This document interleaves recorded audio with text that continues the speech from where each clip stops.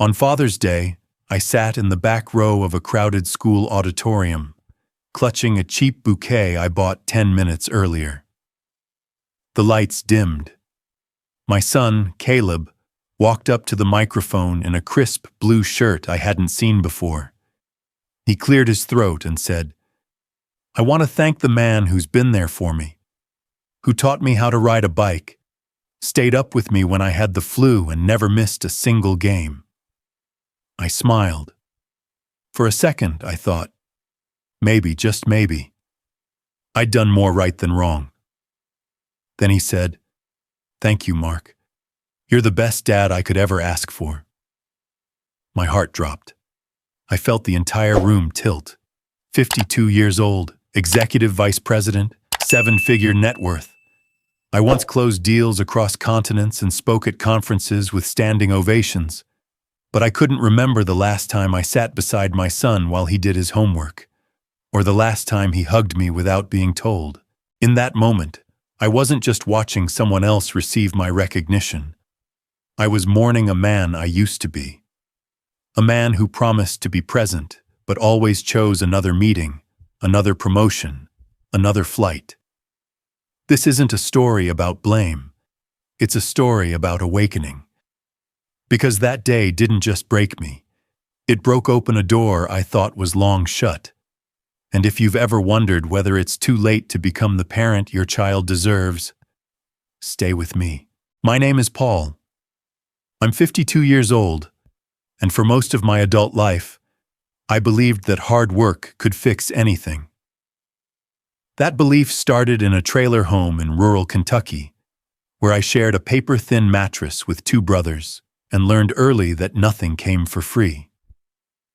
My father left when I was 8. My mother juggled 3 part-time jobs just to keep the heat running. I remember promising myself at 10 years old that I would never let my own family struggle like that. I wouldn't just survive. I would thrive. When I got into the University of Louisville on a scholarship, it felt like I had broken through a wall that had kept my entire bloodline locked behind poverty. That's where I met Lisa. Smart, grounded, patient. She was studying early childhood education. We sat next to each other in a required sociology class. She liked my stupid jokes. I liked the way she looked at me like I mattered, like I wasn't just another poor kid with a borrowed backpack. We married 2 weeks after graduation. I had landed a junior analyst job at a small financial firm in Lexington. It didn't pay much, but it was a start. Lisa worked at a preschool, and every night we'd sit on our tiny apartment's second-hand couch and dream about the life we'd build. A little house with a yard, a golden retriever, 2 kids, maybe 3. When Caleb was born 3 years later, I cried holding him. He was 7 pounds, 6 ounces, and had Lisa's eyes. I whispered to him, "You'll never know what it's like to grow up scared." That was the day I doubled down. I wasn't just building a career. I was building a fortress for my family, a life no storm could shake. The financial world doesn't reward moderation. You either hustle or get left behind. I chose hustle. Promotions came fast. I was in the office before sunrise and stayed long after sunset. I knew my metrics better than my own reflection. Lisa handled everything at home. Diapers, sleep regressions, teething fits, grocery runs. Every now and then, I'd offer to help, but she'd smile and say, "Keep going, babe. You're doing this for all of us." She meant it. I know she did. Back then, when the nights got long and the pressure unbearable, I'd replay those words in my head. "You're doing this for all of us." It gave me purpose, justification. By the time I turned 40, we had moved 3 times, each home bigger than the last. Our garage had a boat we barely used. Our kitchen had a double oven. Caleb had his own bathroom, a queen-sized bed, and more Lego sets than he could count. Then came the CFO offer. I still remember the night I told Lisa. We were sitting in the backyard, wine glasses in hand. The stars were out, and the baby monitor next to her hummed quietly. I told her the job would mean relocating to Boston. Longer hours, more travel, but also more money, security, legacy. She paused for a moment, then touched my hand and said, "Do it. Chase it. I've got things here." I didn't realize at the time how heavy those 6 words were. I've got things here. I took the job. For the first year, everything was golden. My name was on Forbes' 40 Under 40. I flew business class, had assistants, corner offices, and clients that treated me like royalty. I had everything I'd ever dreamed of. But slowly, almost imperceptibly, something shifted. I began missing dinners. Lisa started eating with Caleb before I got home. I told myself it was temporary, a season, necessary. There was always another deal, another trip, another reason. But this isn't the chapter where things fall apart. Not yet. This is the chapter where I believed I was winning, where the world told me I was, where LinkedIn posts, quarterly bonuses, and standing ovations at industry events made me feel like I was being the man I promised I'd become. And still, when I came home one night and saw Caleb asleep on the couch with his homework unfinished, a half-eaten grilled cheese next to him, and Lisa curled up with a parenting book in the hallway, something inside me stirred. I stepped over my son, kissed his forehead, and whispered, "I'm doing this for you, kid." He stirred but didn't wake up. Lisa didn't look up either. She just said softly, "You missed dinner again." "I'll make it up this weekend," I replied. "You said that last weekend." And I did. I said it almost every weekend. But I didn't stop. I couldn't stop. Because when your identity is built on never going back to where you started, stopping feels like failure. The first birthday I missed was Caleb's 6th. I was in Singapore, negotiating a merger that would push our firm into a whole new league. I watched a grainy video Lisa sent me that night, Caleb in a paper crown, blowing out candles on a dinosaur cake. He smiled at the camera and said, "Happy birthday to me." Then he whispered, "I wish Daddy could see this." I rewound that part 3 times. I told myself he'd understand. Kids are resilient. He'd have me home for the big things. Except I wasn't. Not really. One missed birthday became 2. I missed his Halloween parade, his first piano recital, and a 3rd-grade science fair where he made a model of the solar system. Lisa sent pictures. Caleb drew me thank you cards in crayon, pictures of us holding hands under blue skies. I kept them all in my desk drawer at work, pinned above my monitor next to quarterly revenue targets. Lisa never complained. She'd text me updates, send photos, even record Caleb's milestones with a smile in her voice. But something about her eyes in those pictures shifted. A tiredness, maybe. A softness turned still. But I told myself she was just exhausted from motherhood. She never brought it up. Because Lisa wasn't just strong, she was generous. She didn't want to be that wife who pulled her husband from greatness. When I missed our anniversary dinner because my flight got diverted to Houston, she told me, "We'll celebrate when you're back." She even left a slice of cake in the fridge with a sticky note that said, "Still proud of you." And I believed her. Or rather, I needed to. Because every missed moment was a chip in my armor of intention. I told myself that these sacrifices were investments, that Caleb would benefit, that Lisa knew this was all temporary. The irony, of course, is that nothing about it felt temporary anymore. One Saturday, I called from LAX to say I wouldn't make it to Caleb's soccer game again. Lisa paused before answering. I braced for anger, but all she said was, "Okay." I'll tell him. That okay stung more than shouting ever could. When I got home that Monday night, Caleb had drawn a new picture. It was of him and Mark, our neighbor, at the park, kicking a ball. He handed it to me and said, "Uncle Mark came to the game. He cheers really loud." I forced a smile and nodded. "That's great, buddy." Lisa didn't meet my eyes.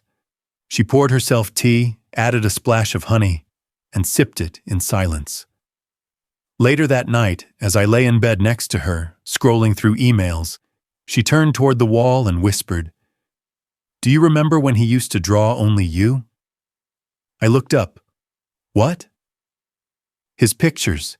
They used to always be you two." I shrugged, still trying to play it cool. "He's a kid. They draw whoever they see." She didn't reply, but that night I couldn't sleep. Not because of guilt, but because I hated the idea that I might be getting replaced in my son's imagination. Still, I told myself everything was fine. Kids adapt. Lisa's quietness was just fatigue. Every relationship has quiet seasons. When Lisa's mom was hospitalized in Michigan, I offered to fly her there. She declined. "You're swamped," she said. "I'll take Caleb. We'll be fine." When they returned 3 days later, the house felt warmer, more lived in, like it had taken a breath without me. There was a photo on the fridge. Caleb, Lisa, and Mark roasting marshmallows in our backyard. Mark had mowed our lawn, fixed the porch light, helped Caleb with a school project. I told myself he was just being neighborly. Lisa never mentioned any of it. One night, while I was reviewing a deck for a board presentation, Lisa walked into the study with tea for me. Chamomile, my usual. She kissed my forehead, set the cup down, and stood behind my chair. Her hands rested on my shoulders for a beat too long. Then she said, "Do you remember when we used to dream about weekends?" I laughed lightly. "Now we dream about quarterly earnings." She didn't laugh. "Sometimes I wonder if we'll ever get back to those versions of us." "Of course we will," I said quickly. "Just a rough patch. I'm almost done with this phase. The IPO's close. After that, I can breathe." She nodded slowly. "You've been saying after that for 9 years. I turned back to my laptop. "It's just how it is. I'm doing this for us." She left without another word. The next morning, Caleb left a note on my briefcase. It read, "If you can't come to my play, it's okay.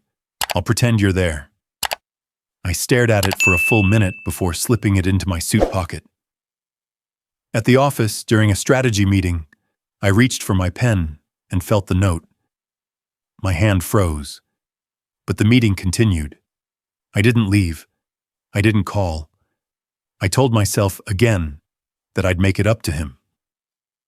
Later that night, I asked Lisa how the play went. She smiled and said, "He was great. Mark filmed it for you." Mark. Again. I nodded. "I'll watch it later." I never did, because watching it would mean acknowledging how absent I had become, how invisible, and I wasn't ready for that. Not yet. Mark lived 2 doors down. A quiet man in his early 40s, he had moved into the neighborhood 2 years earlier after a divorce. No kids, no drama. He worked remotely as a software engineer, ran every morning at 6 a.m., and always waved when we crossed paths. At first, I barely noticed him. He was just another neighbor with a well-manicured lawn and a reliable car. But then I started seeing him more, in places I should have been, like the bleachers at Caleb's Saturday soccer games, the school pickup line, our kitchen. The first time Caleb mentioned him, it was in passing. Uncle Mark helped me fix my bike. I was on a conference call, half listening, and just nodded. Then it became, Uncle Mark beat me at Mario Kart. or Uncle Mark showed me how to tie this knot. I laughed it off. Caleb had always been friendly. Lisa was warm with everyone. It didn't mean anything, but the mentions didn't stop. They grew, and slowly a shape began forming, an outline of a role that was never meant to be filled by someone else. One Wednesday, I came home early. Earlier than usual, anyway. The house was quiet. I heard laughter from the backyard. When I stepped outside, I saw Caleb and Mark playing catch. Lisa sat on the porch with a book and a glass of wine, her expression relaxed, unguarded. I stood there for a moment, unnoticed, watching.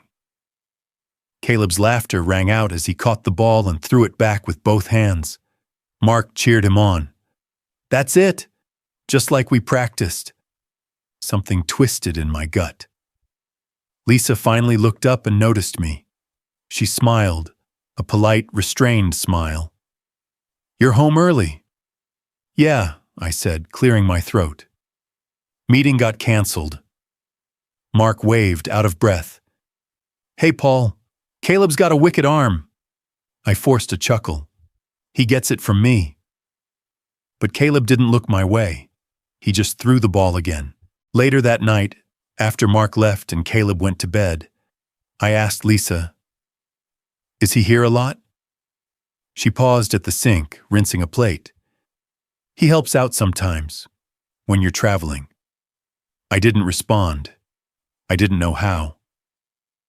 A few weeks later, it happened. I was in Dallas, presenting at a tech investor summit, when Lisa's number lit up my phone.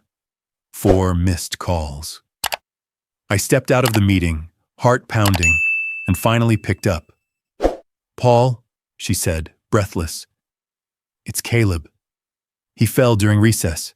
He's bleeding, his head. We're at the ER." I froze. "What? Why didn't you call me sooner?" "I tried. You didn't answer. I had to get him there fast. I'm booking a flight now. It's okay. Mark took us." I didn't say anything. She continued, softer. "He was here when it happened. He carried Caleb to the car. He stayed with us the whole time." I didn't make it back until the next evening. By then, Caleb was home, stitches above his eyebrow, happily eating ice cream. When he saw me, he smiled. "Hey, Dad, Mark let me pick the toppings." He didn't say, "I missed you." He didn't ask where I was. Lisa never mentioned the hospital again. But the space between us had changed. It was no longer about time. It was about trust. That night, I stood in the doorway of Caleb's room, watching him sleep. His favorite stuffed animal, one Mark had won at a school fair, was tucked under his arm. The drawing on his wall had changed. It was now 3 stick figures, Caleb in the middle, Lisa to the left, and Mark to the right. I was nowhere. I asked Lisa about it. "He drew what he sees," she said simply. I wanted to scream. I wanted to say, "That's my family." But I couldn't find the words, or the right to say them. I began to notice more details, subtle things. Lisa no longer updated me about Caleb's schoolwork. Mark did, via texts. "Caleb nailed his spelling test today. We're working on long division. He's struggling a bit." Lisa stopped waiting up for me. I'd come home to a clean house, folded laundry, Caleb asleep, and silence. Once, I came home late and found Mark's jacket on the chair. He'd brought over groceries, apparently, helped fix the garbage disposal, took out the recycling. He was doing everything I didn't, everything I hadn't. But here's the part that really broke me. One Saturday, I was free. No meetings, no flights. I surprised Caleb with tickets to a ball game. "Just us," I told him, excited. He hesitated. "Can Mark come too?" I stared at him. "Why?" "Because he always comes." That was the moment I realized it wasn't personal anymore. It wasn't resentment. It wasn't anger. It was replacement. Mark wasn't just filling in. He had become the default. Caleb saw him as the guy who showed up, who brought snacks, who remembered which cleats fit better, who made himself available, not just important. I, somewhere along the way, had become the promise never kept. I wasn't blind. I saw the signs. The shift in Caleb's tone when he talked to me. The way Lisa no longer looked up when I came home late. The invisible wall that had somehow erected itself between my side of the bed and hers. But I told myself I was still his father. I paid the bills. I put food on the table. I was building a future. Love, I believed, didn't require proximity. It just needed purpose. One night, I walked past Caleb's room and overheard him talking. I thought he was on the phone. When I peeked in, he was FaceTiming Mark. They were laughing about a school project.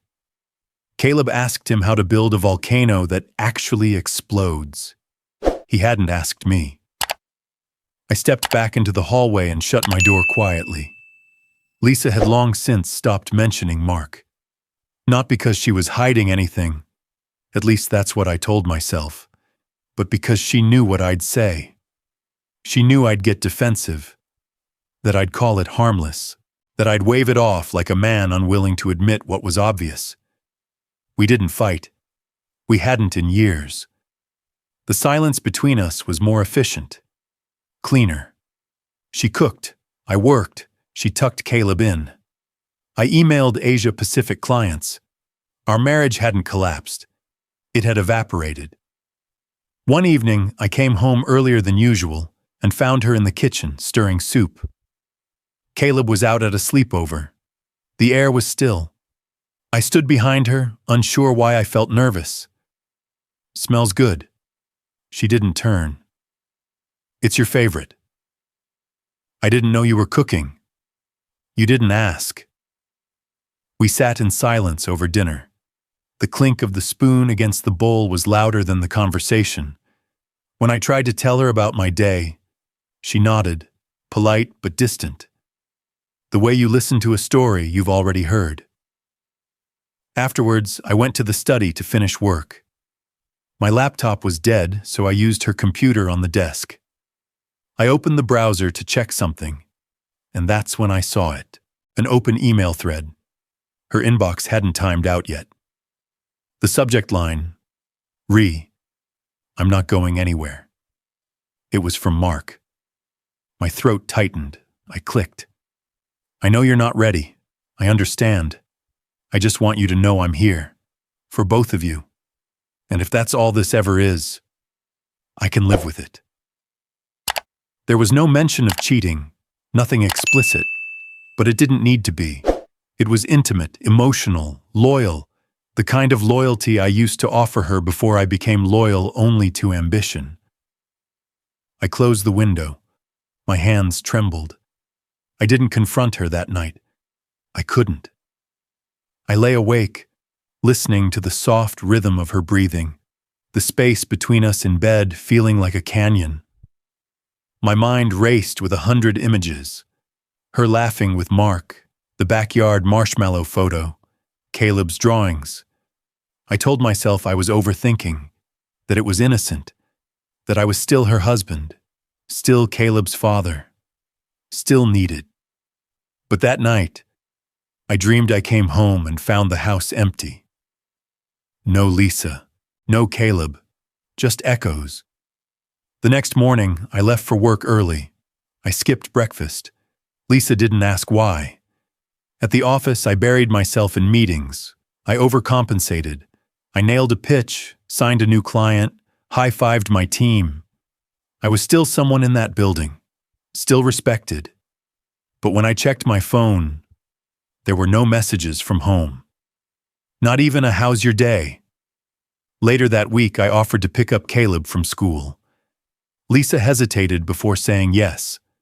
At pickup, he spotted me and waved, but it lacked enthusiasm. On the drive home, I tried to ask about school. His answers were clipped. "Did you finish that volcano project?" "Yeah." "Did it work?" "It exploded everywhere." I smiled. Wish I could have seen it. He shrugged. Mark recorded it. There it was again. When we got home, he ran inside. I stayed in the car a moment longer, hands gripping the wheel. I'd never felt more like a visitor in my own life. That weekend, I planned a family dinner, cooked pasta from scratch, lit candles, even played that jazz playlist Lisa used to love. She noticed. She smiled, but it didn't reach her eyes. Caleb ate quickly and excused himself. Lisa helped clear the table. "Thanks for dinner," she said. "Can we talk?" She looked at me surprised. "About what?" "About us." She leaned against the counter, arms folded. "Now?" "Yes. I miss you. I miss this." She was quiet for a long time. Then, "It's hard to miss something that's been gone for so long." My heart sank. "We can fix it." She didn't say no, but she didn't say yes either. Instead, she whispered, "You never asked me how I was doing. You never saw how tired I got. You just assumed I'd hold everything together. I thought I was doing the right thing." She nodded slowly. "That's the thing, Paul. You were always doing things. You just forgot to be here."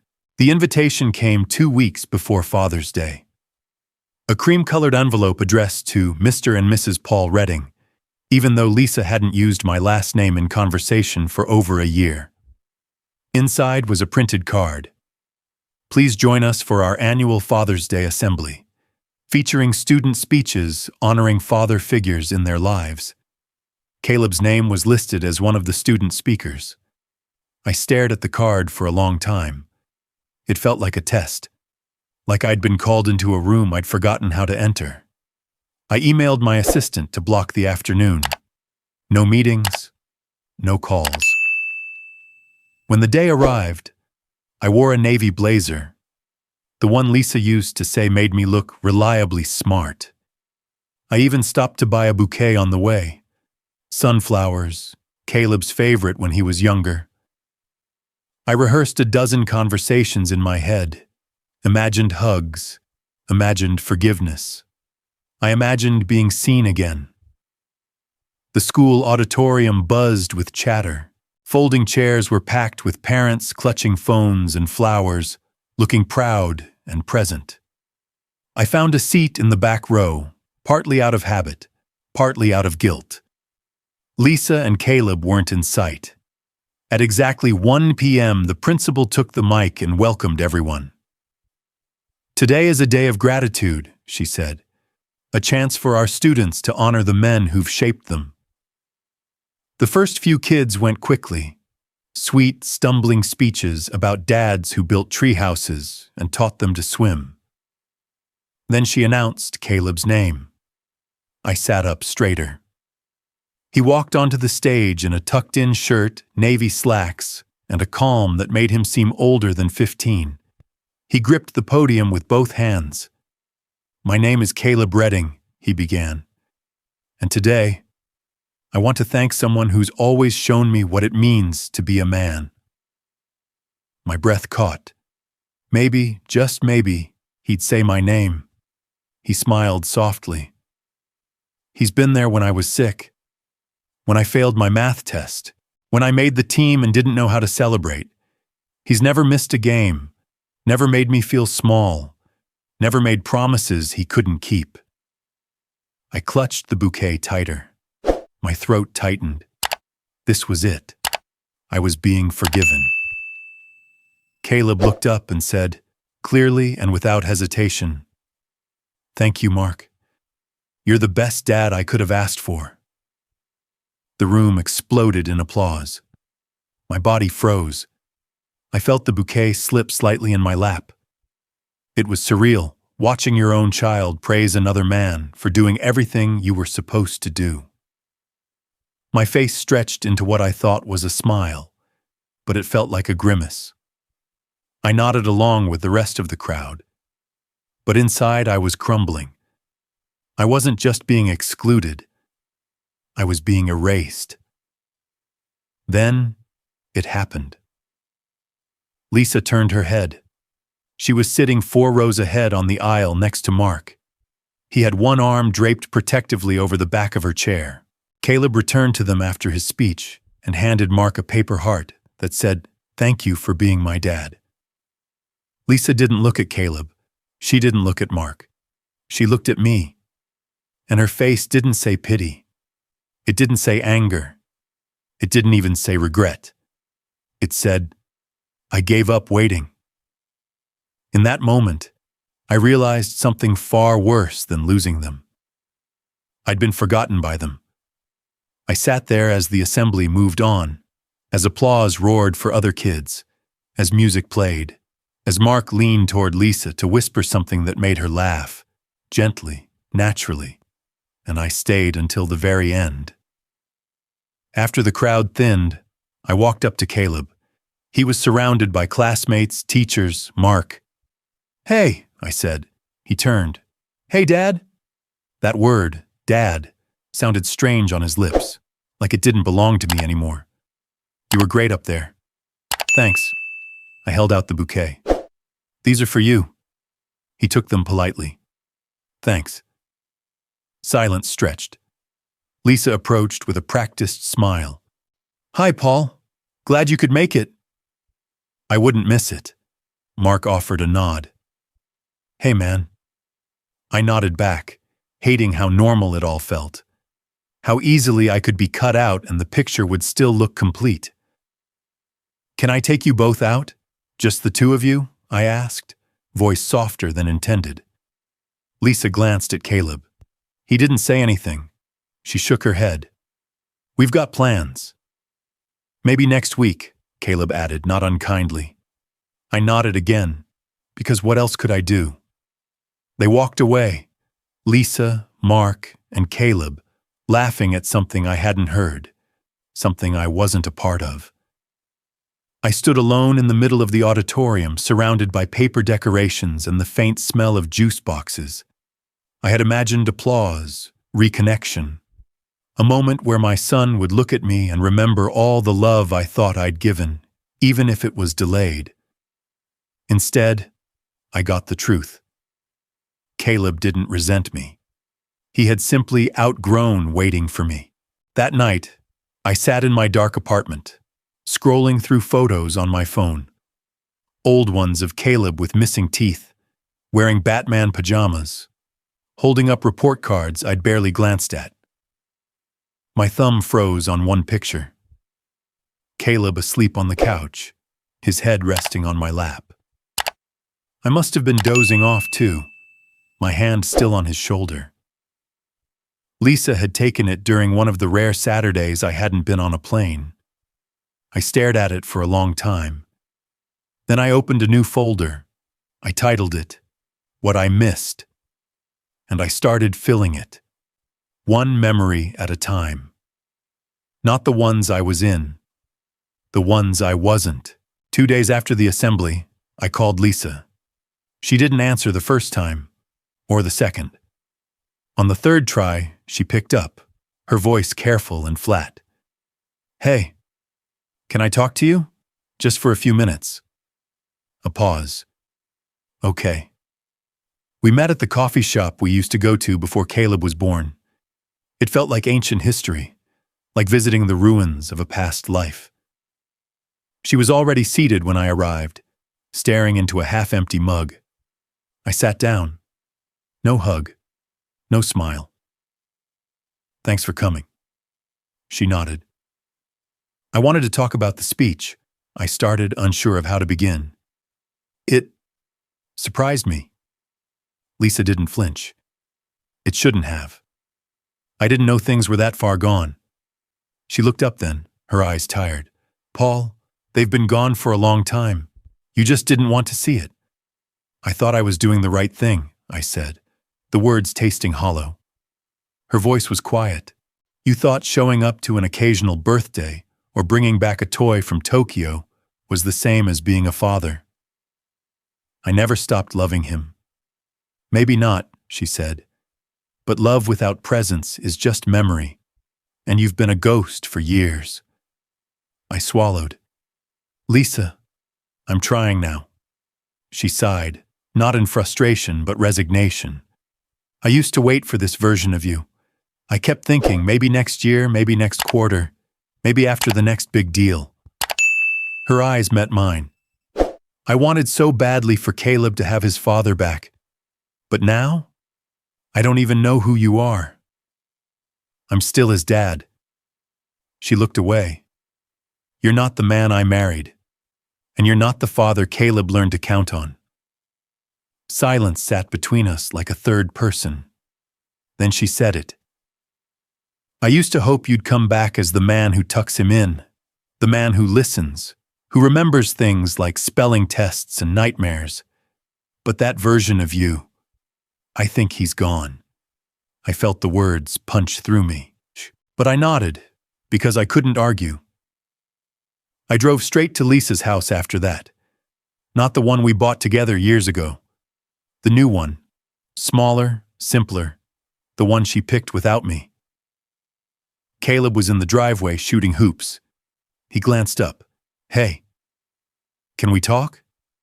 He shrugged and passed me the ball. We played in silence for a few minutes, just the sound of the ball thudding against the concrete. Then I said, about the speech. He stopped mid-dribble. Yeah? I didn't know you felt that way. He rested the ball on his hip.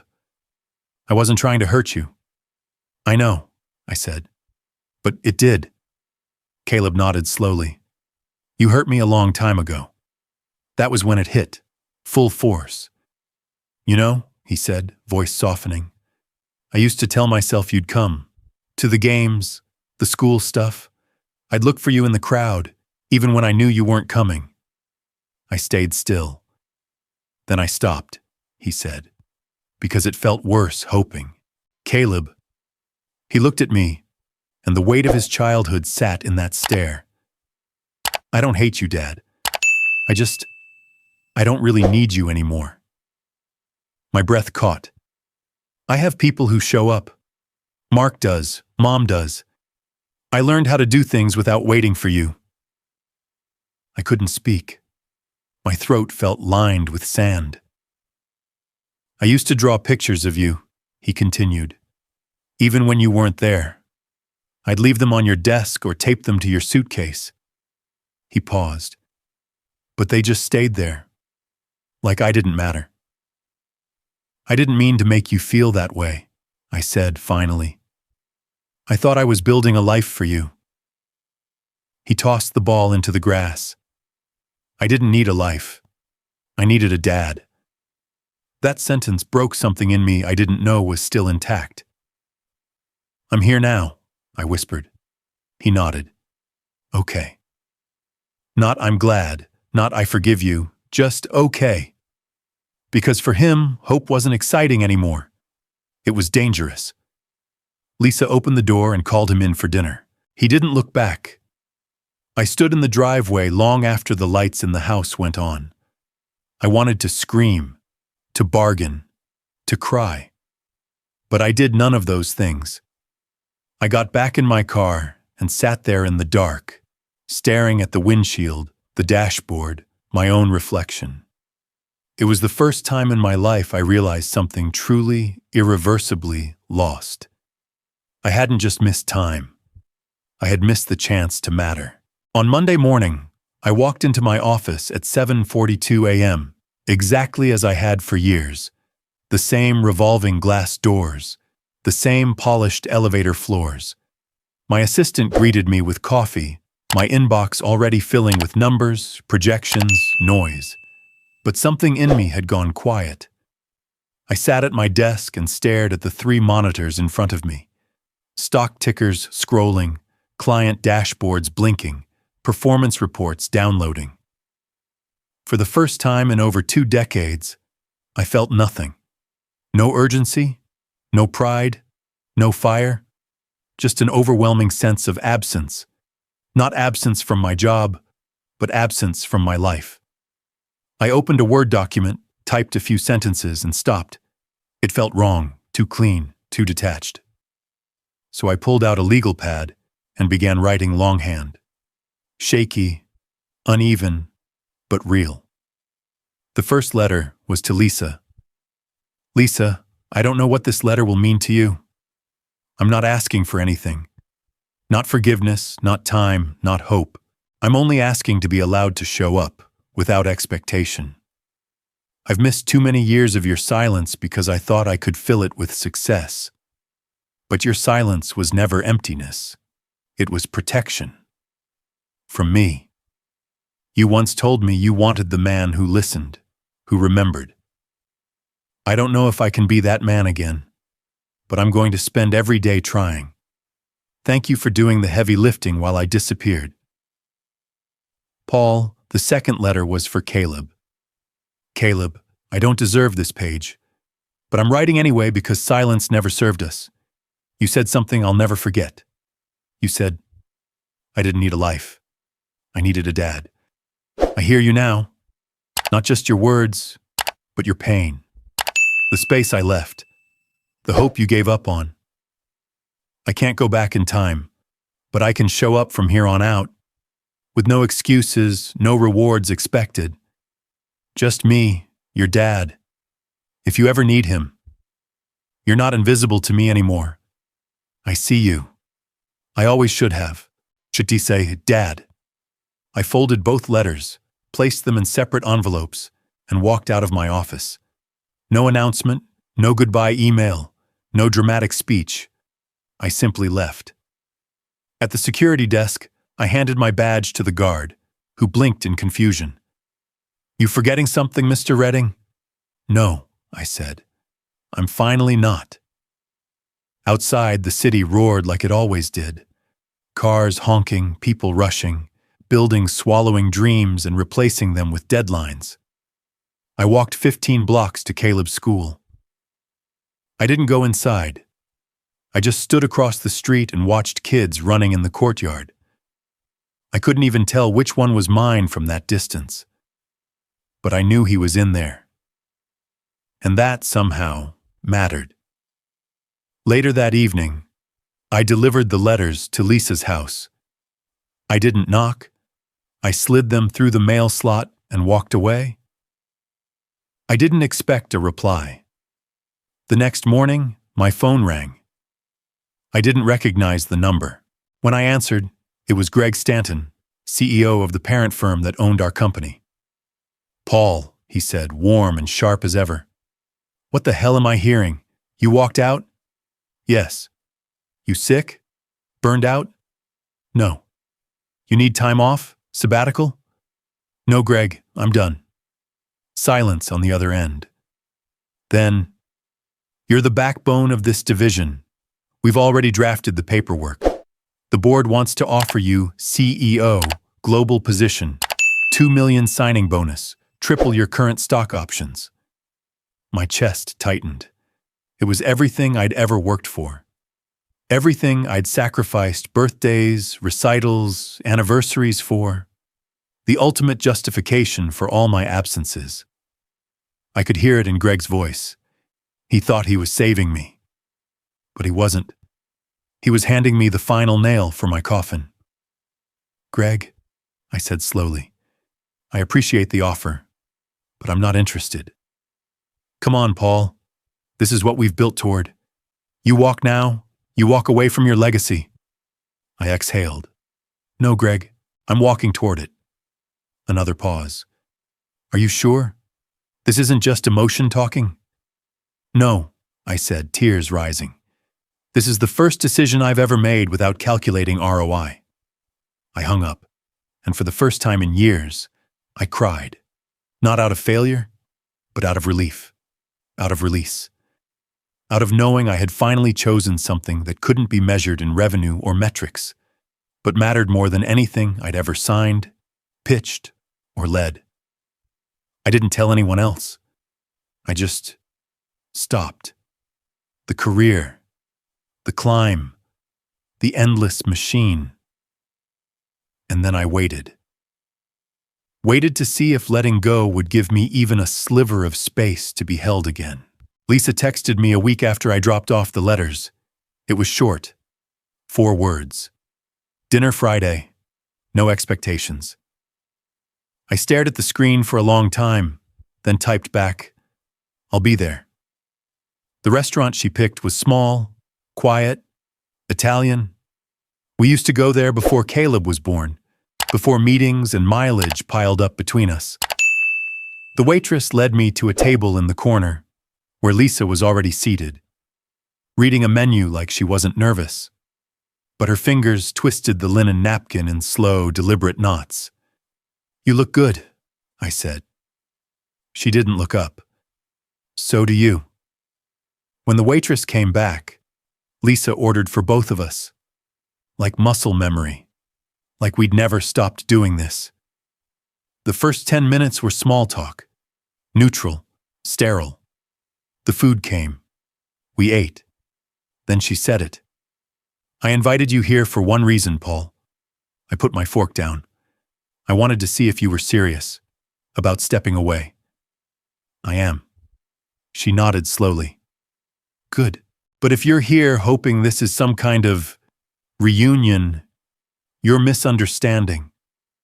My throat dried. "I'm not looking to go backward," she continued. "This isn't about us being a couple again."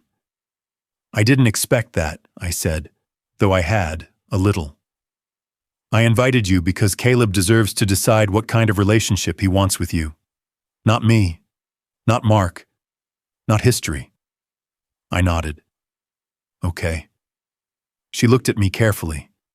"So if we do this, dinners, weekends, conversations, it's on his terms, and there's one rule. Name it. Don't make promises you can't keep." Her voice cracked slightly on the last word, but her eyes didn't. I nodded again. "I won't." The next evening, Caleb met me in the front yard as I pulled up. He had grown taller, thinner, sharper in his expressions. Still just a kid, but there was more weight behind his silences now. "Hey," he said. "Hey." We stood there for a second, awkwardly. "You want to shoot some hoops?" I offered. He shrugged. "I guess." It was a short game. I let him win. He knew I let him, and neither of us said anything about it. Afterwards, he asked, "So, you really quit?" "I did." He looked down at his sneakers. "That's kind of crazy." "Yeah," I said. "It is." We sat on the porch, watching the sky dim. Caleb shifted beside me. "I don't know if I trust you." "I know." He looked over. "I mean, you've said stuff before about changing, about spending time, but it was always just talk." "You're right. So why is this time different?" I paused. "Because I didn't realize how much damage I'd done until I heard you say you didn't need me." He went quiet. Then, "I didn't say I didn't want you. Just, I didn't know what to do with you anymore." That landed somewhere deep in my chest. "I'm not asking for anything," I said. "Not forgiveness, not time. Just the chance to be near you. However you'll let me." He didn't answer, but he didn't leave either. The next Thursday, Lisa called. "Caleb wants to ask you something." I waited. Then Caleb's voice came on. "We're doing another school showcase, like a parent-student thing, next Friday." "Okay. You don't have to come, I just wanted to see if you would." I blinked. "What time?" 5. "I'll be there." "You said that once before." "I'll be there," I repeated. Click. No goodbye. No confirmation. Just a test. Friday arrived with rain, gray, steady, heavy. By 4:30 p.m., the sky had opened. Traffic thickened. I could have turned around a dozen times. The old me would have justified it. Weather, work, what difference does it make? But I parked. Walked the 3 blocks without an umbrella. Soaked. Freezing. By the time I reached the school, my shoes squished and my shirt clung to my chest. The security guard looked me over like I was insane. "The showcase is inside, sir." "I know." I stood at the edge of the building, near the windows. where students and parents gathered inside, dry and cheerful. I didn't go in. I just waited where he'd see me. At 5:06, Caleb stepped onto the small stage in the gym. He scanned the crowd. Then he looked out the window. Our eyes met. He froze. I raised my hand. He didn't wave back. But he didn't look away either. His teacher gestured. He turned back toward the mic and began reading his part of a group presentation. Calm, confident, composed. After it ended, the crowd applauded. Parents hugged their kids. I stayed where I was, wet, cold, uninvited. 10 minutes later, the front doors opened. Caleb stepped out, hoodie up, squinting through the drizzle. "You stayed," he said. "I said I would." He stared at me, water dripping off the ends of his sleeves. "I told Mom you probably wouldn't." "I wouldn't have believed me either," I said. He didn't smile, but he took a step closer. "Let's go," he muttered. "You're gonna catch pneumonia or something." And he walked beside me all the way to the car. It started with a text. "Hey, want to go to the game Saturday? Just me and you." I stared at the screen for a full minute. 16 words. And yet they felt heavier than any corporate contract I'd ever signed. 6 years had passed since Caleb had last asked me to go anywhere with him. Back then, he was 9, still hopeful, still forgiving. I said I'd make it, then canceled for a client dinner. Lisa didn't tell him until after the game. He never asked again, until now. I typed back, "I'd love to." Saturday came with sunshine. I picked him up from Lisa's house at 3 a.m. She handed me a water bottle and a small paper bag. "Snacks," she said. "He'll pretend he's not hungry, but he always is." We didn't say more. Caleb hopped in the car, earbuds tucked around his neck. "You ready?" I asked. He nodded.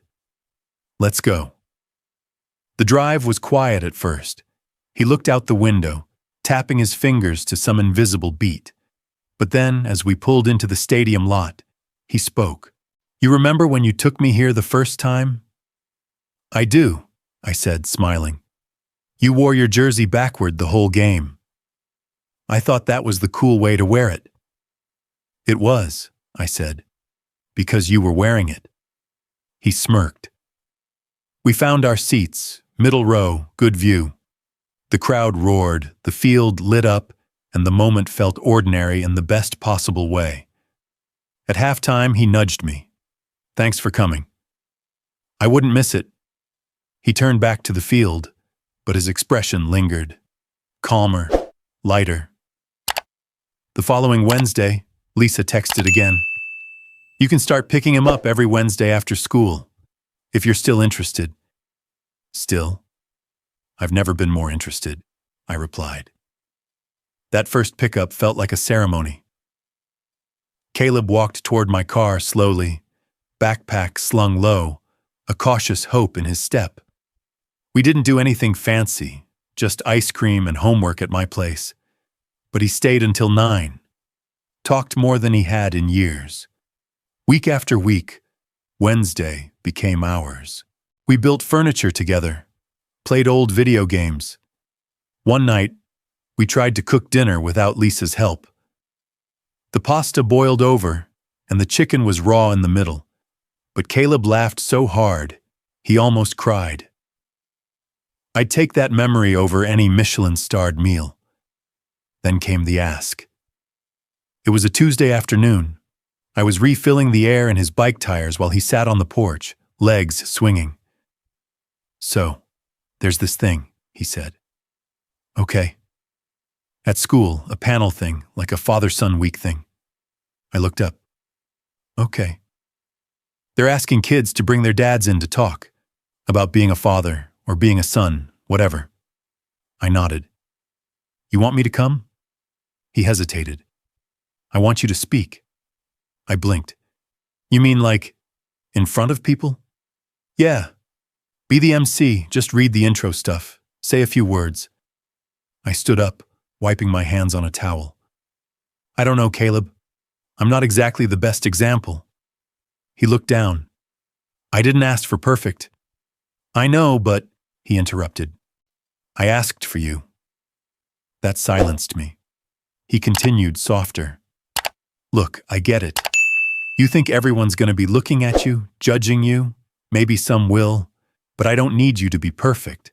I need you to be present and honest. That's it.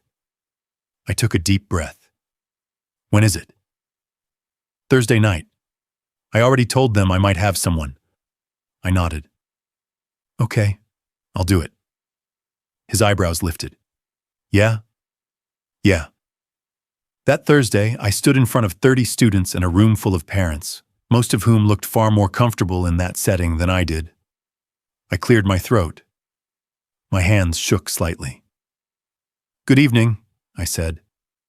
My name is Paul Redding. I'm not here because I've done everything right. In fact, I'm here because I haven't. The room stilled. But I'm learning, slowly. And one thing I've learned is that being a father isn't about having the right words. It's about showing up, especially when it's hard, especially when you don't think you deserve to. I looked over at Caleb, sitting in the front row. He taught me that. There was a pause, then applause. Not loud, not standing, but real. Afterwards, a few parents shook my hand. A teacher thanked me, but all I cared about was when Caleb walked up and said, "You did good." I smiled. Thanks. Next time, he said, you might even wear a tie. Easy, I said. Let's not get carried away. We laughed, and in that laugh, I heard something I hadn't heard in years. Belonging. Dinner was spaghetti. Nothing fancy, just noodles, sauce from a jar, and garlic bread that came out of the oven a little too crispy. But it was the first time in years the three of us sat at the same table without tension thick enough to slice. Caleb took his usual spot across from me, and Lisa sat to my left. The silence wasn't uncomfortable anymore. It was natural, worn in, familiar. Bread's a little burnt, I joked, reaching for a slice. Lisa rolled her eyes. Tradition. Caleb grinned. She's been doing that since I was 8. Some things never change, I said. Lisa looked over. Some things do. We kept eating. There were no big announcements, no hidden glances of guilt or resentment. The air didn't buzz with what we weren't saying. It was just quiet and kind. After dinner, we lingered. Caleb brought out a deck of cards, and we played Go Fish like we used to on rainy nights. He cheated, poorly, and laughed every time we caught him. Lisa sipped tea, watching the two of us with something that looked a little like peace. At one point, Caleb got up to grab more tea for his mom. While he was gone, Lisa leaned in, voice low. He's proud of you. I blinked. She smiled. Don't act surprised. You've earned it. I haven't earned all of it. No, she said. But you showed up. That counts for something. Caleb returned with 2 mugs and handed one to me. Yours has more sugar, he said. I know how you pretend to drink it black. I laughed. You've been spying on me. Please, he said. You've been making that same face after every sip for years. We played 2 more rounds. Then Caleb reached into his backpack and pulled out a folded piece of paper. What's that? Lisa asked. He handed it to me. It's an invite for the Father's Day celebration next week. I blinked. You want me to come? Yeah. And he looked over at Lisa, then back at me. I want Mark to come too. My chest tightened. Lisa sat up straighter. I mean, Caleb continued, he's part of this too. He was there when you weren't. He didn't replace you, Dad. He just, filled the space. I nodded slowly. Okay. You're not mad? Caleb, I said, I'm grateful. He looked confused. I'm grateful someone was there for you when I wasn't, I added. And I'm even more grateful that you still wanted me to come. He smiled. I want both of you there. I think that's fair. It is, Lisa said quietly. I turned to her. Would he be okay with that? She nodded. He'll understand. Friday came fast. The auditorium was packed again, like it always was for school events. This time I didn't sit in the back. I arrived early, found 3 seats in the middle row, and saved them both with my jacket. Lisa arrived first, then Caleb. Mark came a few minutes later, a bit hesitant, but Lisa greeted him warmly. When he saw me, he gave a small nod. I stood. We looked at each other for a beat. 2 men with complicated histories, and a boy who'd needed both of us. Then I extended my hand. Mark took it. His grip was firm, steady. Thanks for being there for him, I said. He smiled, just a little. Thanks for coming back in time.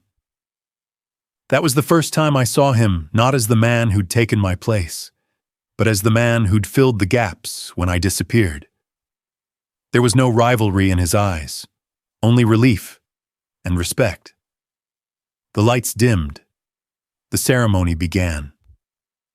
This time Caleb didn't give a speech, but halfway through the event, he was called up with 4 other students to present a tribute, each of them standing beside their father or stepfather or grandfather. He stood between Mark and me, one hand on each of our shoulders. He didn't say much, but when he turned to the audience and simply said, "These are my dads," the entire room went still. And for the first time in my life, I didn't feel threatened by the word dads being plural. I felt honored to be included. After the ceremony, we took a photo. Me, Lisa, Caleb, and Mark. No awkwardness, no pretense. Just a group of people who had weathered something complicated and come out softer. Caleb sent me the picture later that night. No caption. Just the photo. But I understood what he meant. Family isn't always neat. It's rarely symmetrical. It doesn't always come wrapped in a bow or follow the narrative we thought we were writing. Sometimes it's broken. Sometimes it's patched. And sometimes, if you're lucky, it's redefined. Not perfect, but whole. The invitation came via email, buried under a dozen other subject lines filled with newsletters, account summaries, and reminders. It was from a parenting nonprofit I'd never heard of, though I would later learn they had over 3 million followers online. The subject line was simple. Would you speak at our National Fathers Conference? At first, I thought it was a mistake, but the message was clear. They'd seen a video clip from Caleb's school. A parent in the crowd had recorded it. The moment when he stood on stage between me and Mark and said, "These are my dads." It had gone viral. Not flashy viral, but quietly, emotionally, passed around by people who had made mistakes and still hoped for grace.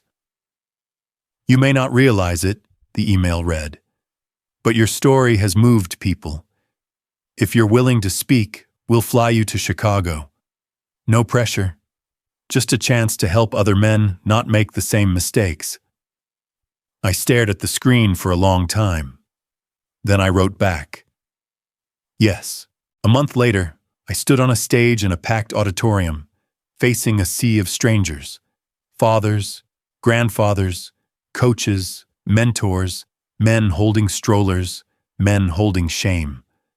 My palms sweated, but I wasn't afraid. Not anymore. I stepped to the mic. My name is Paul Redding, I began, and I'm here because I nearly lost everything that mattered. Not in a fire, not in a divorce, but in a meeting, in an airport, in 1,000 excuses I told myself were temporary. The room went still. I'm here because the greatest failure of my life wasn't a bad investment or a lost client. It was missing moments that will never happen again. I looked out over the crowd. I imagined every man there thinking of a child, a partner, a room they once walked into too late. I spent decades chasing promotions, bonuses, respect, and I got them. But one day, I sat in the back of an auditorium and watched my son thank another man for being the father I should have been. That was the day I woke up, the day I woke. I paused, letting the silence hang. I didn't give that speech to be forgiven.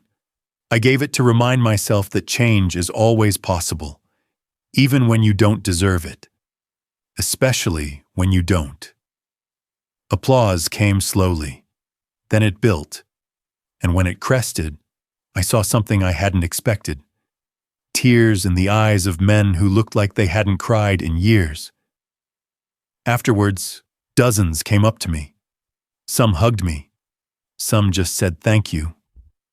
One man whispered, "I'm calling my daughter today." Later that night, the organization's director approached me. "We've been running a campaign," she said, "called Fathers Present. We're trying to shift the narrative. Less about providing, more about presence." I nodded. "We want to nominate you as a national ambassador. Share your story, mentor other dads, host sessions, speak at schools." I blinked. "Me? You, the guy who messed up, who changed anyway." That night I called Caleb. He was up late, finishing a project. "You okay?" he asked. "Yeah," I said. "I just wanted to tell you. I gave a speech today. About us." He didn't speak right away. "Cool," he finally said. "How'd it go?" "I think it mattered." He yawned. "Well, you've been practicing. You've been showing up. That's the hard part." "I guess I learned from the best," I said. "You mean me?" "Absolutely," he laughed. "Night, Dad." "Night, Caleb." I ended the call and sat there in the dark, letting the weight of it all settle. Not guilt, not pride, just peace. That week, the speech hit the internet. Someone had recorded it, again. It spread like wildfire, shared by parenting blogs, motivational pages, even a few celebrities who posted quotes from it. The greatest failure of my life was missing moments that will never happen again. I was invited to panels, podcasts, universities, not as an expert, as a warning, as a witness, as someone who didn't figure it out until it was almost too late, but never too late. That was the message that stuck. One day, as I walked out of a library where I'd just spoken to a group of teen dads, a young man stopped me in the hallway. "Mr. Redding?" he asked. "Yes?" He looked nervous. "I saw your video. The speech. I haven't seen my kid in a year. Not since I got out. I was scared he wouldn't want me." I nodded. "I get that." He swallowed. "You think it's too late?" I shook my head. "No," I said. "But tomorrow might be." He nodded and walked away. And I stood there for a long time, staring out at the parking lot, remembering another father, another son, another silence that almost swallowed them both. But not anymore. The auditorium was fuller than I'd ever seen it. Rows of folding chairs stretched from wall to wall, some parents standing in the back, others squeezing shoulder to shoulder in the aisles. There were balloons tied to the podium, handmade posters from the younger grades taped to the walls, crayon-colored declarations of love for dads, stepdads, grandfathers, and guardians. It was Father's Day again. But this one wasn't like the last.